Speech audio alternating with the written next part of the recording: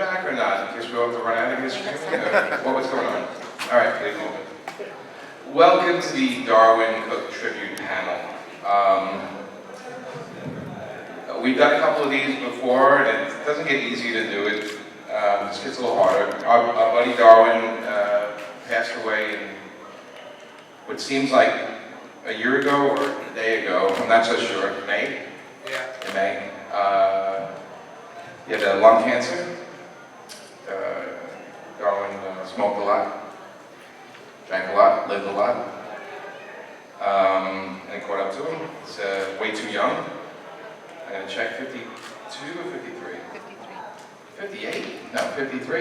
Yeah, 53. A couple of years younger than me, which is a terrible thing to experience.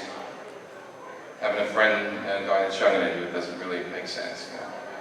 He was supposed to be watching me 40 years from now. Go. Anyway, we're here just to we have some friends at Darwin's and buddies, and we're going to tell some stories, just talk about them. I guess the best way to, besides his work, which you guys all know, I think to get a better idea of the man and the life he lived is through his friends, stories through his friends. Personally, I've known Darwin, I don't know how many years, it just seems like forever and ever. And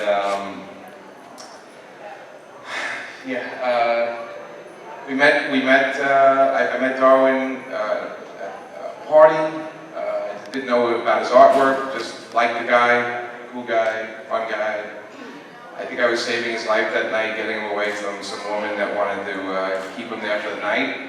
Not kidding. She was threw him in the car and got him out of New Jersey really quick. If you maybe we can close the doors. Yeah. Thanks, better. Yeah.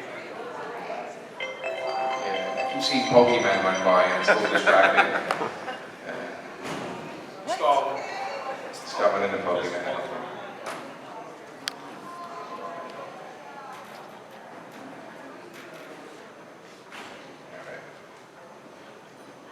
Oh, that's much better. So we're just going to tell some stories. I mean, look, he's one of the greatest. He's an icon in comics art. You guys all know his work. It's going to be flashing on that screen there. His work had this sense of wonder and excitement, and he always captured the core of the character, the good. Darwin produced his artwork like the Parker novels, but when he came to superheroes, something he grew up with, something close to it in his life, they always had a joy to them. Anybody that knew him understood what a happy guy. It could be miserable at times, could be, saucy, could be moody, not too moody, just, maybe moody.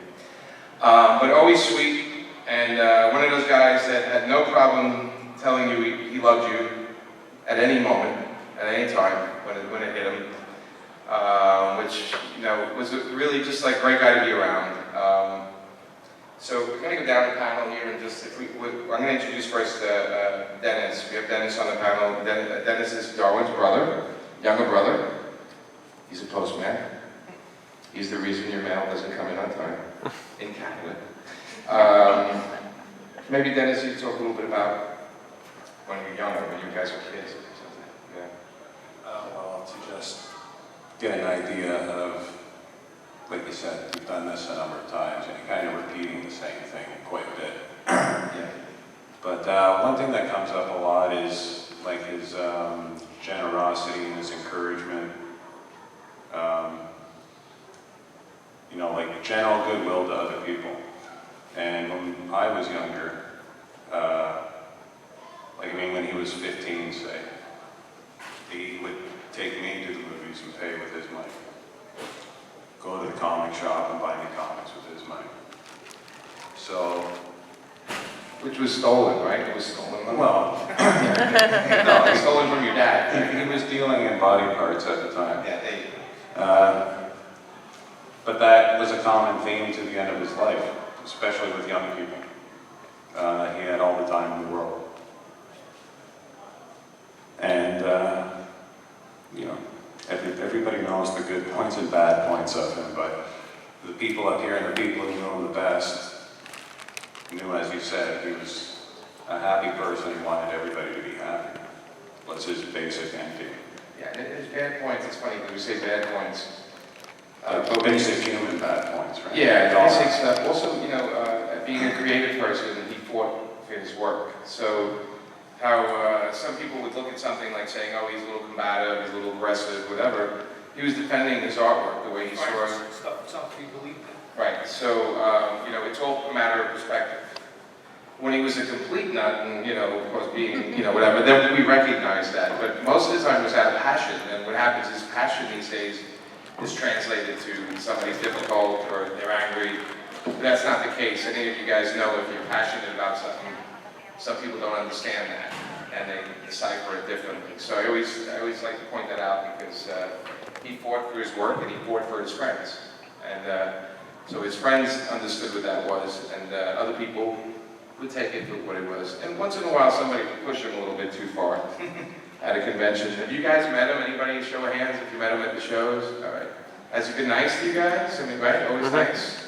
But you get him a certain time of day, and you're the 8th guy insisting that he has to do a sketch for you. You know, he would get up and walk away, which I think was better than just staying there and fighting everybody.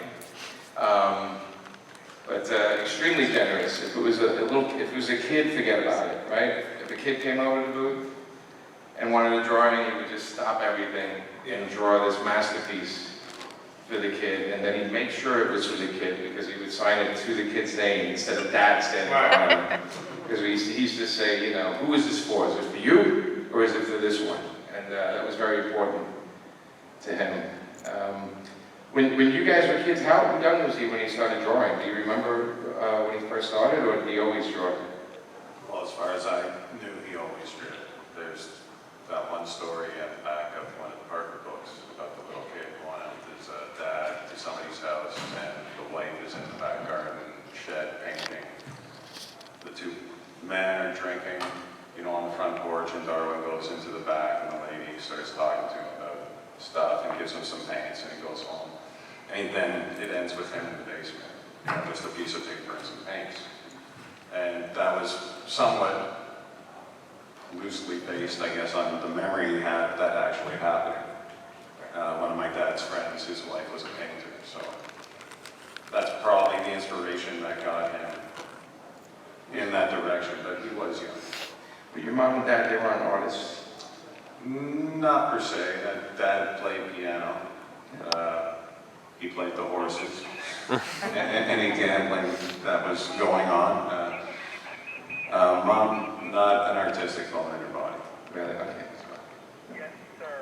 My dad used to go to OTV. You guys remember OTV? Or track, it was sort of like a gateway to hell. It was a gateway to hell. It was like where it was just cigarette, you open the door, cigarette smoke comes out like a Cheech and Chong movie. And there's all old men in there putting bets on horses. That guy, he's laughing. You remember OTVs, right? City? Yeah. That's a fun thing we have in common. Randy, would you like to put your 2 cents in? Your Blues Brothers glasses on? Sure. So you can't see the veiny red eyes he has, because they just look right through your soul. Okay. Wow. So this is the first time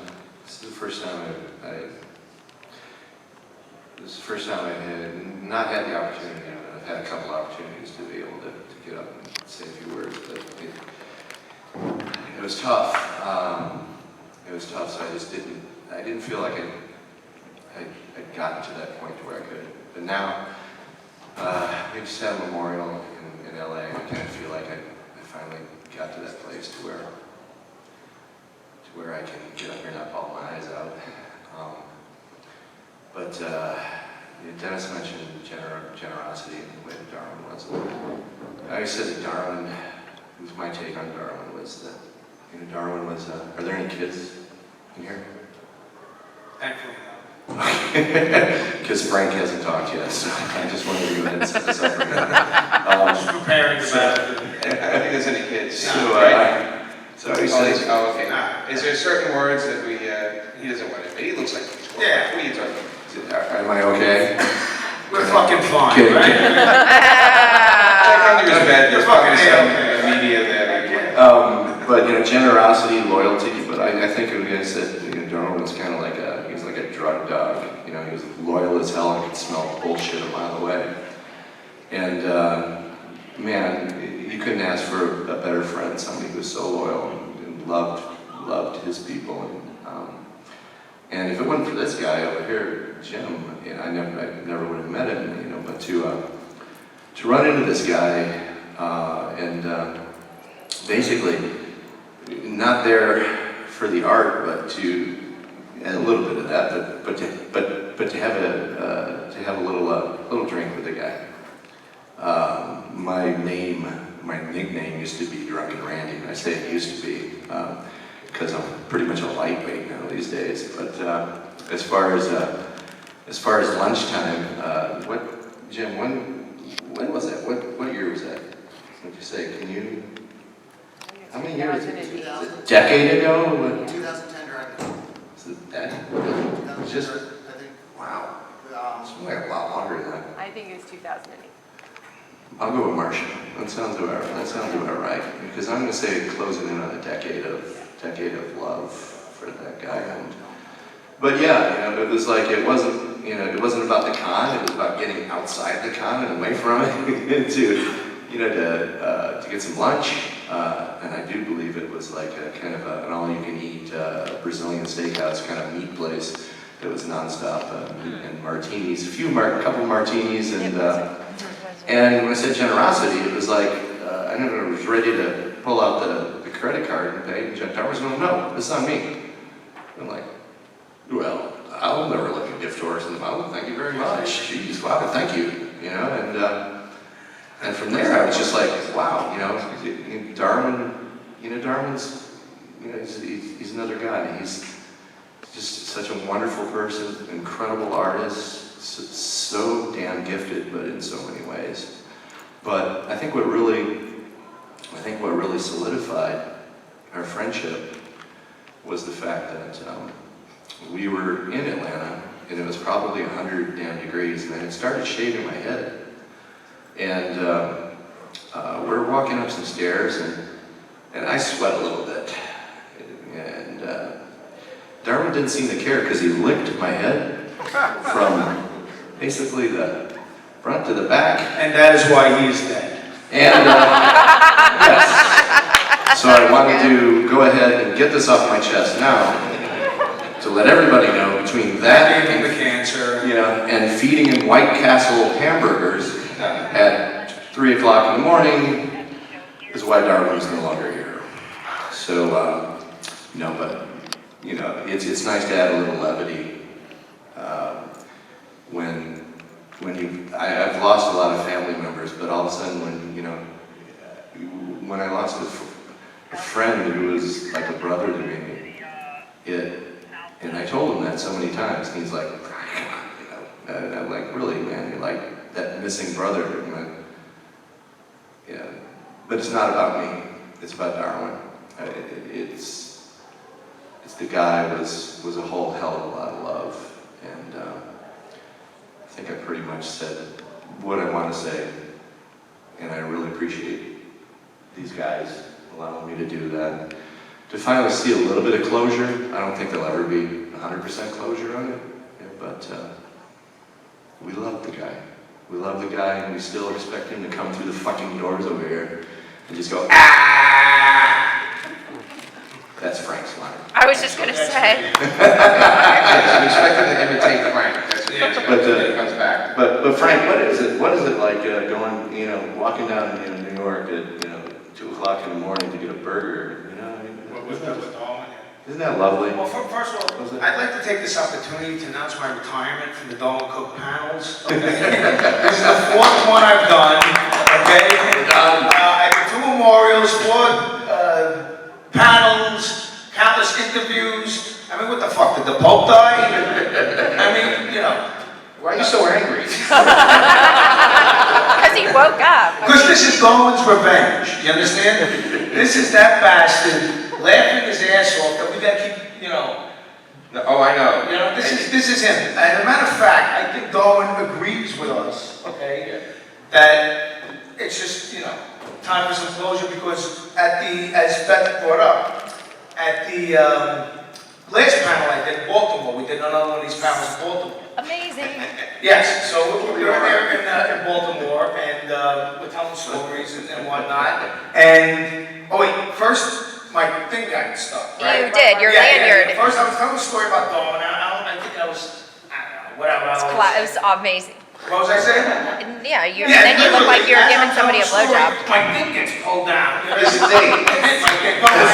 I swear to God. Yes, the ghost of Darwin pulled your thing down. Exactly. I'm gonna put my thing down, okay? The fire alarm went off. All of a sudden, the fire alarm went off, and He was stuck in the table. yeah, I'm stuck in the game. I didn't think he could die there. You know? It was so During the awesome. fucking Darwin panel, I was gonna. Anyway, so the fire alarm goes off, and they gotta evacuate. I've never seen this before in my life. They had to evacuate the con. The entire con got evacuated. The And entire facility. yeah, the entire facility. Attendees and all. Everybody. And I'm like, that's that fucker, man. That's the fucking ghost of Darwin, man. He's sitting there with a martini glass in one hand and pulling the switch and just giggling like a schoolgirl like he used to do, you know? He's like, all right, that's enough, fuckers. Ding, ding, ding. And then he stood there and watched us. We're all standing there for 10, 15 minutes while we should have evacuated right away. Oh, none of it. We didn't get up. Oh, no, if there was a real fire, we was good as We dead. were like, We're shaking hands with Darwin right now. Yeah. We're all in hell laughing about it. he had his stuff going. What's funny is that I had a friend in the audience who texted me when it all happened, and I texted Frank and was like, so I hear Darwin's ghost pulled you up. And he's like, what the hell? How do you know this? He told me. And the first thing he said is, it's Darwin. That's Darwin. That would be him. That would be him to a T. I believe in shit like that. That would be him to a T. Although, fortunately, while he was alive, he never really pulled fire alarms, just to be clear to everyone. I'm not so He was sure the guy that about ran that. around pulling fire I'm not so alarms. sure about that. Would he? He did pull fire alarms? At their prom. There you go. There you go. When I was a kid, we called it a bomb threat to the school. Well, that's good. That's that. This was now. wait, this was 1972. Domestic terrorist. Yeah, domestic terrorist Jimmy Pamiotti. I was. Where were you yesterday? In Chelsea? Yes, I was cooking a turkey. What's wrong with you, Frank Thierry? What's wrong with Frank Thierry? Yeah, you guys, that's my whole name.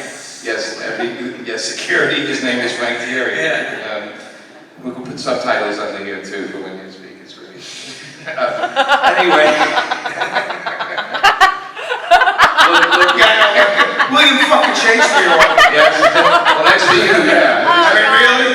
Yes. There are a couple of dogs that understand what you're saying. Subtitles. Amazing. Oh, anyway, look, Darwin, if he was up here, it'd just be getting rowdier and rowdier. Breaking walls. We did those panels in MegaCon. Yes. And we would, those crime panels. That used to be a good convention. Anyway, Oh, so good. and sorry, the people that used to run MegaCon are right here, so. People make shots out for us and stuff like that. It used to be one of the cons you can actually drink at.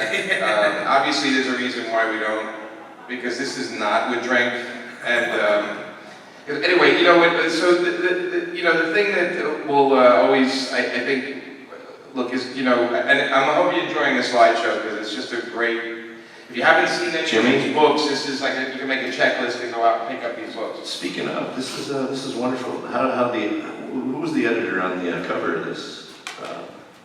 What's Green Arrow? Marsha. What's Green Arrow? What's Green Arrow doing there? Green Arrow's giving the finger on his cover, and it went to print.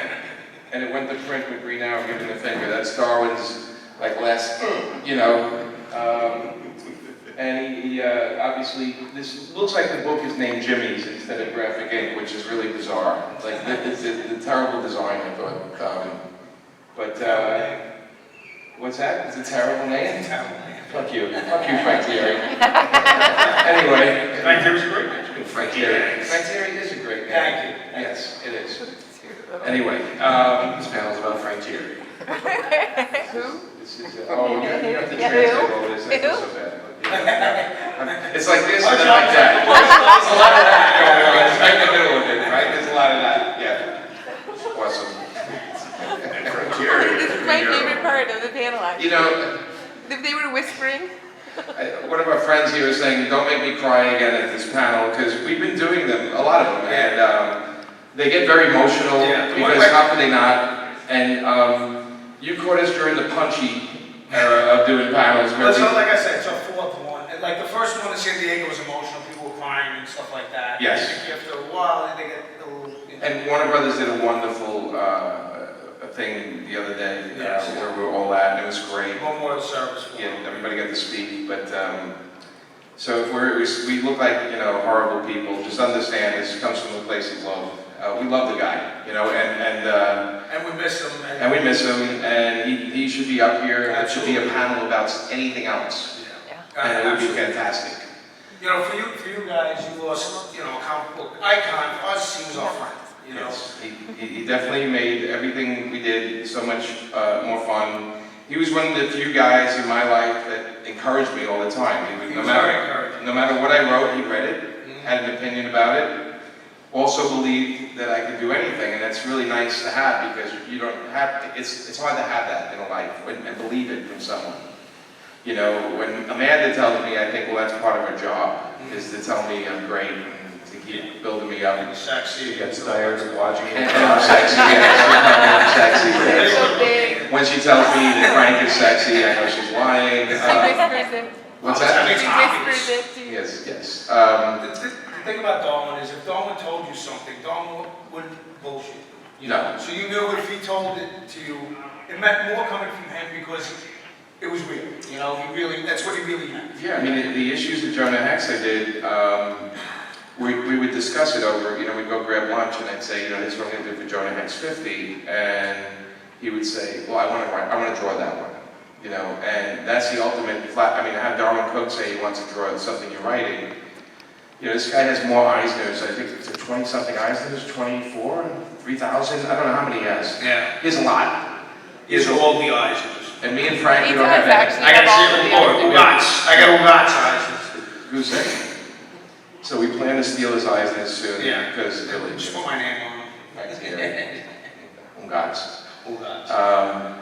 But, I don't know. I'm rambling. Hey, brother of Darwin. Brother. What's his name? Dennis. Okay. Yeah, just like, what's his name? Oh, brother, where Oh, is it a test up here? Yes, it is. What is it, Philip? Yes. Now I forgot what I was going to say.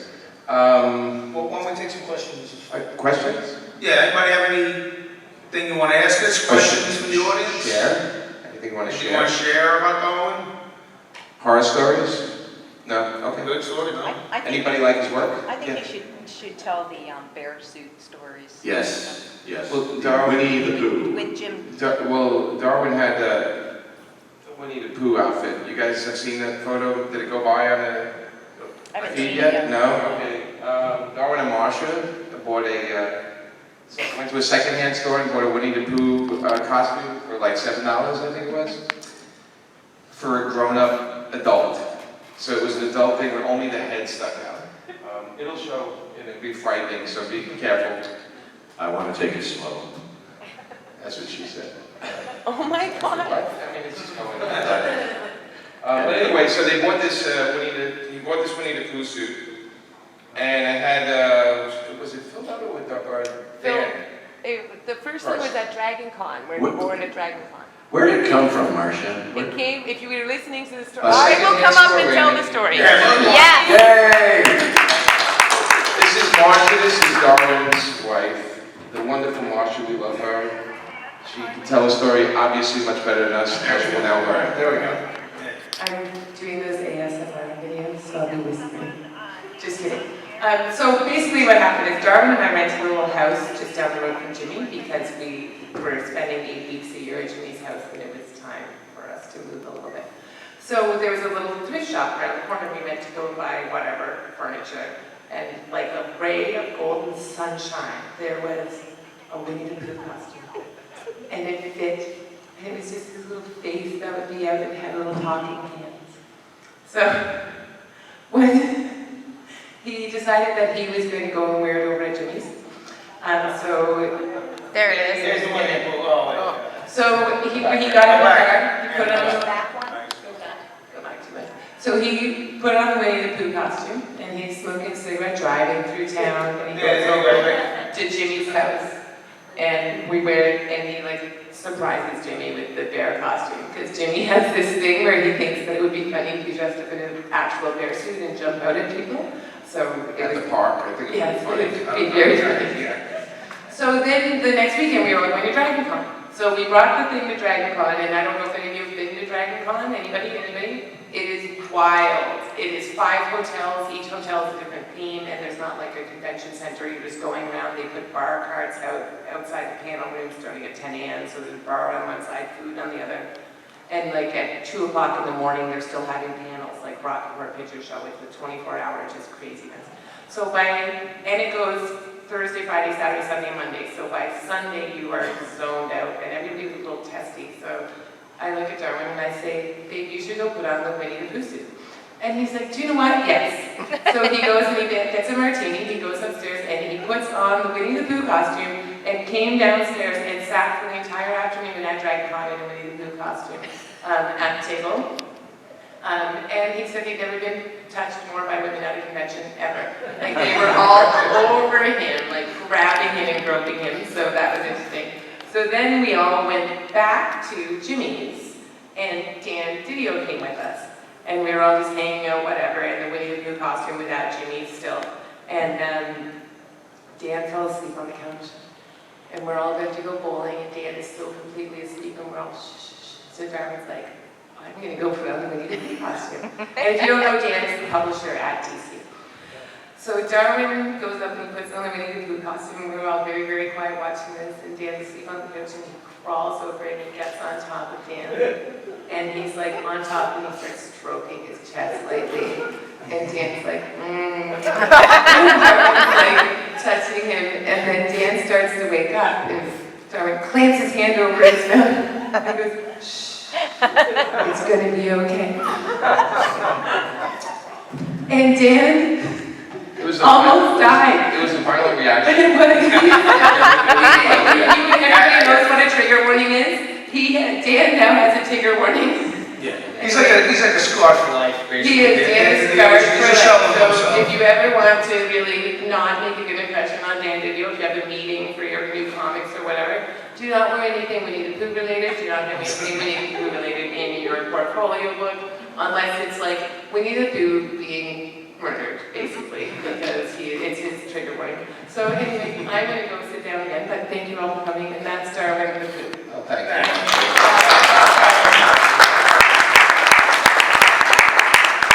It's like that was Darwin. Yeah. Always ready to kind of do anything to make. He's a ball breaker. And I got a funny story because he told me early on when I met him, he said never dare him to do something. No. And I remember I was out with Darwin and Nelson and Dean and a couple of guys, and we were out in Clearwater Beach. If anybody's ever been there. Well, yeah, eventually. Yeah. And we were drinking a lot. And then we took a cab to a club, and we were just having a great night out. The boys were out, and we went into this indoor bar area, and it was mostly older people, much older people dancing, like in their 80s. It must have been like a senior night kind of thing. I just randomly, there was this older woman, she was like 90 years old, sitting in a chair. And I just, without thinking, because I forgot it was Darwin for a second, I said, you should really just cut up the rug with that older woman over there. Take her out in there, and he goes, okay. He walks over and he politely asks her to dance, and she says, sure.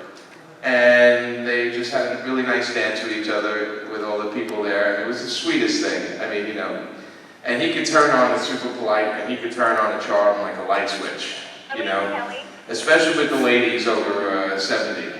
He definitely had that magic, they loved him. And then we got the other light switch flicked off, and we went outside afterwards, and the drinking got a little too much. We were all, thank God we were cabbing it back, and at one point I had to grab his arm because he was standing over this woman and a daughter maybe like 18 or 19, maybe 20, and the mom, and he just goes over and walks over to them, and leans on, you know those heat lamps that they have? He leans on one of them and it starts going over, and then he goes, "Are you a mother and daughter team?" Like that, and I just joked. And although no matter what he did, our friend Nelson topped it that evening, so it wasn't that bad. But on the way home, and Darwin was Canadian, you know, and on the way home, they're all drunk in the backseat of the car, and Darwin's yelling, "This is America, I must have hamburgers." He goes, "The hamburgers are 24/7 a day, you get ham," and we pull into a McDonald's, and he opens the window and yells, "I want 45 Big Macs and fries." And he goes like, "Excuse me, sir?" He goes, "I want 45 Big Macs, fries, and a Diet Coke, or a regular Coke." And I'm like, "Please ignore it," and she's like, 45 Big Macs? I'm like, "No, 2 Big Macs for the idiots in the back." I'm like, they were just, anyway, like many nights with him, it just went crazy. We had so many of these. Yeah, I'll tell the White Castle story, because speaking of, no one liked this fast food. No one likes him, he liked a good steak. Popeye's chicken. Oh my exactly. God. He liked a good steak, you know, Darwin did like good food, but he also did like, you know, for him growing up where he grew up, he didn't get a lot of these things. So we're at the DC party. It's me, him, and Darwin, and we're bombed. And we're leaving, it's in Manhattan, and it was during New York Comic Con. And we're walking back to his hotel, and we were hungry, so we said, "Yeah, let's go." And I said, "There's a White Castle." And he's like, "White Castle? Oh." You know, he got very excited. Well, at the His eyes did light up. Oh, yeah, White Castle. White Castle was like, you know, the lost fucking city of El Dorado to him. You know what I mean? He just is something heard of. So we went to White Castle, and he gets in there and he orders a family meal. Not for me, not for him, for him. Just for Darwin. It's like the bucket, right? No, it's like fucking 12 burgers. 12 burgers, 2 fries, 3 Cokes, and he's just sitting there and he gets the whole thing, and he made the mistake of getting the jalapeno burgers. And I don't know. Darwin actually gave me some of the regulars because Yeah. So Darwin sat there and he's like, oh, these are delightful. You know, he was so, I mean, the happiness that he had eating those freaking White Castle cheeseburgers, you know. Which was a joy, because same thing with Popeye's chicken. I would go to him and we'd get like, I'd say, "Give me like 2 pieces of chicken and a soda," and he'd go, "I'll have the 12 piece and a Coke." He would do that, like he would just, and he's like, "It's for later." And actually, whenever Marsha was out of town, he would get like a 24 or 36 piece chicken. And 2 boxes of Pop-Tarts. And right, 2 boxes of Pop-Tarts. That was his meal. We're trying to figure out now why he went at such a young age, and it's all making sense right now. The whole thing you said about it's for later, he would go to parties, okay? And there'd be a buffet or whatever, and he'd be stuffing shit in his pockets. Yes. You know what I mean? So later, like we'd be in a bar, he pulls a steak out. You know what I mean? Out of his freaking pocket. Also, salt and pepper shakers were not safe around. Yeah, ketchup, the little ketchups. We were in Atlanta, at Trader Vic's, and all of a sudden later on at night, he goes, "Aren't these cool salt and pepper shakers?" And it said Trader My Vic's God. like tiki shakers. Right. I'm like, "Where'd you get those?" He goes, "They're on every table." Okay. Hey Jimmy, Yeah. with a new audience here talking about appetites, can you share the Dan DiDio DC story about The dinner lobster. with the? Oh sure, yeah, it was just Oh, this is So Darwin, most of his work later on in his life was IDW and DC Comics, New Frontier, a whole bunch of stuff, Solo, Jonah Hex, a lot of stuff, and the Park and Novels for IDW. And his relationship with DC was he was super happy and then a little combative because he wanted things his way. But I was saying earlier that with passion comes that kind of play. Darwin was not a guy to screw over. He was not a guy that you could just say, "Oh, don't worry, we'll fix it," and then not do it, because he made sure everything that had his name on it would be brilliant when it came out. And that's why his stuff is just the way it is. It's the quality of his work is going to, like I said, live on forever because everything was great about it. But he had an argument. He had this thing go down where he felt like DC didn't compensate him enough for what they did. It might have been a reprint, it might have been something, but he felt DC Comics did not give him enough money and he was angry about it. So Dan DiDio were in an LA Con and Dan DiDio's invites me and Darwin and a couple other people to lunch, and we go to dinner, and it's this very expensive restaurant. And we all sit down, and Darwin looks at Dan DiDio and says, is this dinner on DC? Is DC Comics paying for this dinner? And he's like, yeah, sure, DC's gonna pay, it is on DC Comics. Like, okay, Darwin goes, okay, great. Because like the waiter comes over, he goes, like a martini? I'd like the biggest lobster you have here. I mean, find me the biggest lobster. And I'm talking about, they found a lobster, the claw was the size of his head. That's how big it was. And the guy goes, okay, and he names his size, and then Darwin goes, wait, I'm not done. He goes, I want the largest steak you sell. And the guy goes, well, that's a porterhouse steak, it's, you know, whatever it is, and Darwin ordered it. And we're all laughing because, you know, how's he gonna eat this stuff? Well, 2 hours later, Darwin's finishing off his lobster parts everywhere. The steak is just down to the bone, and he's sitting there the most satisfied guy in the world. And that was his way. He felt he got back at DC by eating all this food, like that he's gonna make them pay for it. And that was very Darwin in a way, because it wasn't always, he always appreciated an apology, but if there's a way that he can win it by doing a move, it was always more satisfying to him. And again, you know, when you're an artist, the quality of your work is all you have. The last thing you did is the best thing, supposedly the best thing you did. And with Darwin, the last cover he did, the last work he did was the best. It was always a guy that was getting better and better and better and better, and we all got cheated really bad. We really did get cheated because just our conversations of how many books he had that he was going to do and stories he had that we're never going to see. Yeah, you know? that's the biggest shame, really. And, you know, that's for you guys. For us, you know, we were hoping for a lifetime friend that we would retire with and grow old with and make fun of and terrorize and eat crappy food with the rest of our lives. And, you know, that's the hard part of all this. But we do, the work is there and the memories are there, and there's plenty of photos, which thank God we're in the generation of cell phones. So there's so many photos. This video, there's even audio. Yeah, from wedding photos. The great one. Even Frank has audio recordings of him still on his phone. Yeah, I won't play them because we're gonna maybe, but it's probably better. they're horrible, but they're wonderful at the same time. What? Oh. It's just But, random. I don't know. Anybody else want to add anything? I don't know what timing we are. How are we doing with timing? Doing well. 15 minutes left? Yeah. Okay. Well, Yes. on the kind of getting your own back, because Darwin always kept in the back of his mind if you did fuck him over with something, eventually he would come back. And when I was about 18, he had a studio, and I lived in the studio. And in Canada at the time, you couldn't get booze on Sundays unless you went to a bar. You couldn't go to the shop, everything was shut. So he had a bottle of whiskey. And I remember me and my friend, we plowed through the bottle of whiskey, and on the Monday when he came in to do some work, he was a little pissed off. That expensive bottle of whiskey's gone. Don't worry about it, man, I'm gonna replace it. Obviously I wasn't. It was just, shut up, don't worry about it. 2 weeks later, we were at a bar, and these guys from Montreal, who didn't like me very much. And I remember it was about 12:30, and a fight breaks up. So I'm in the middle of John Street, which is the club district.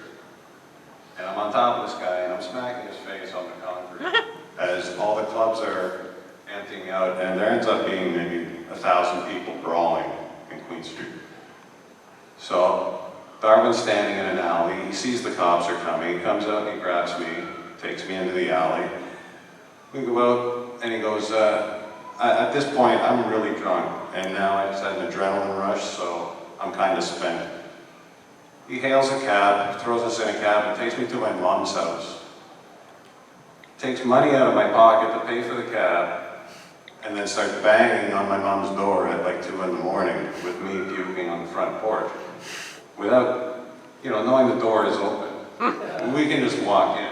No, and he's giggling. The giggle. The giggle. I Yes. giggle, yeah. It's like, there you go, you little fucker. You want to drink my whiskey? He definitely had that laugh like he was getting away with something all the time. He had that really crazy giggle. And he could get away with murder for that laugh, by the way. Yeah, he had a charm to him. Yeah, oh, definitely. I mean, I just remember we were in a bar one night, and, you know, a lot of bar stories, mind you, because we all work hard, and we have to kind of play hard. It is weird. And I just remember Joan, who owned the bar, was sitting, he didn't know the owner of the bar, but she had nice blonde hair, and I just remember him reaching out and touching her hair. And going, "You nice hair," and like grabbing his arm, like, "Darwin, just don't do that," you know? And it was Joan, the owner of the bar, which was just giggling, just laughing, like, he became an instant favorite of hers in the bar, because he also would tell people off once in a while. He felt it was his need to put people in their place, which was very entertaining for us to hear afterwards. He called that the reptile side of his brain. He told that's what he said? He called it, yeah. Sometimes the reptile side of my brain takes over. Yeah. We'll miss that. We'll miss that. I miss it all, sure. Yeah. Yeah, so I don't know, anybody else have anything? Well, I'm gonna reveal something to Marsha right now. Uh-oh. So, I don't know whether or not you know this, but when New York Comic Con, okay? Remember he stayed an extra day because there was gonna be a Parker video game? Yeah. There was no Parker video, okay? Okay? Okay, here we go. All right, well, thank you, everybody, for coming. Great. I'm coming up. Hold on. He just wanted to stay an extra day and hang out with his friends. Okay. We were drinking, hanging out, and we were supposed to... Blueberry lemonade. What we came up with was that, because of my video game contacts, we were gonna make a video, a video. He's having a tough time with this. Hold on. Look her in the eyes. Let's just come up here now. Yeah, look her in the damn eyes, Frank. Come on now. Yeah, he just wanted to hang out another day. And, Okay, I'm gonna do that for you. Actually, the first time Darwin and I ever met, the next morning he had a flight, and so he's like, "How am I gonna get out through this flight?" And I called him like 18 times, and he missed that flight. And so Darwin did this thing that I like to call it Darwyn Cooke time. He actually never made both ends of any flight that we've traveled not together. So he would either miss his outgoing flight or miss his coming home flight. So I was expecting, I always get him a refundable transferable ticket, and he goes on his own because I fully expected Saturday night to get the call, "Oh babe, I'm sorry, we've got something going on here." yes, well, yeah. So yes, He welcome to loved Darwin his Cooke time. friends, and he always, we would always see each other between cons, Yes, keep him away. Yeah. All yours. Anyway, so Frank's off the hook. Yeah, and I gave up my bed that night. I threw some stuff on Oh, the yeah, floor. yeah, between the two of them. I knew he was going to get up early with the snoring. Yeah, with the snoring. I knew he was going to get up early, so I was going to get my bed back within a couple hours. But it was just so funny. There's just three of us in a room to together. be on the floor and sleeping there, and all of a sudden it was just like, "Hey, buddy, hey, you get to bed now, okay?" You know, it's like one of those memories now, that's there forever, and, But it really showed how much he loved his friends, how much he loved, you know what I mean? and how much he loved blueberry lemonade. Turning him onto that, it was a delicious drink. The whole idea, this is Jimmy Knight, go. The idea that Darwin loved his friend is probably the most overpowering statement of who the guy was. Jimmy talks about how he saw his heroes, comic books, and how he drew such a light to him. He saw the same thing in his friends too, and that's what he respected and expected in most out of people that were, he called a friend. My best story is his wedding. I was probably in the best downward spiral you could ever put yourself into. And we're after the wedding, after everything's said and done, we're at this diner bar that has carpet and everything, and I am drunk, beyond drunk, putting out cigarettes on carpet inside. Darwin pulls me outside, and Costco Darwin style, basically bitch slaps me, going, "Get your act together, guys." And it didn't come from any part of malice or meanness. It was, "I know you're better than this." He saw the best in everybody. That was his friend. And I think the best part for me that comes out, that was the lowest I think I've ever been in my life. that come out of, like 2 weeks later, I met my wife, or who I eventually become my wife, and life changes and you look more optimistically because somebody gives you that opportunity. Darwin did so much in my life, and that was one of those moments that always stands out in my life. So the best moment of your life is when Darwin slapped you, is what you're saying. That's what I'm saying. When Darwin slapped you around, that was the best moment of your life. All right. I think it says a lot about someone when we all spent a lot of time. It says a lot about him. Our goal was always trying to make him laugh. Oh, yeah. Oh, absolutely. We spent, and if you really think about it, we really put a lot of effort into trying to make him laugh all the time. Because he had that contagious laugh, and he would laugh at the weirdest things, the oddest things, and things. There's so many stories. I sit here because I have so many stories, and I know they're just all trouble if I start telling them. Like they're all trouble. They're all horrible, wonderful, and understanding the man. There's the Walmart one with you guys. It's just, there's so many great stories. He calls people Skipper once in a while. Hey, Skipper, get me that. It's just like we're at a seafood place. He calls everybody Skipper or Captain. Hey, Captain, I need some napkins for the table. It's just like this crazy. Yeah, come on, buddy. Come on, Captain, get with it. Oh my God. But it's the legacy, the idea that we all work so hard to try to entertain him because we cared and we loved him, and we wanted to make him laugh. Because when he started laughing, we started laughing, and it kept going crazy, and all of us had the nights, and the wedding, you guys' wedding in Vegas, it was, he lived large. This wedding was not small. It was a group of only friends, and it was in like the top penthouse of this giant hotel, and everyone was dressed up nice, and we went out and we had a tiki bar tour. We went, that was ridiculous and wonderful, and We closed the bars every night. And, yeah, 6 o'clock in the morning every night. Darwin always had this thing that he was very in the moment. He used to talk about your dad when your dad died young. He used to tell me when he turned 50, he would say like, I don't know how many years I got left. Yeah, he did say that. So we're gonna go out and we're gonna celebrate. We're gonna have a good time. And he would go out. He enjoyed his life. Yes. He enjoyed his life. There's no doubt about it. And it's contagious. He was a contagious person. When he was having fun, you wanted to be around him. And it's the stuff that's not in the drawings, and it's not in the books that'll be written about him. It's the stuff that his friends and family and close friends will miss the most. And it's why it's nice to be here with you guys, just sharing some of this today. Hopefully it helps when you look at the work. I think you might look at it a little differently from now on. And I think we're gonna call it a day. Anybody have last minute things? We're good. All right. Well, listen. Thank you everybody for coming. Thanks everybody.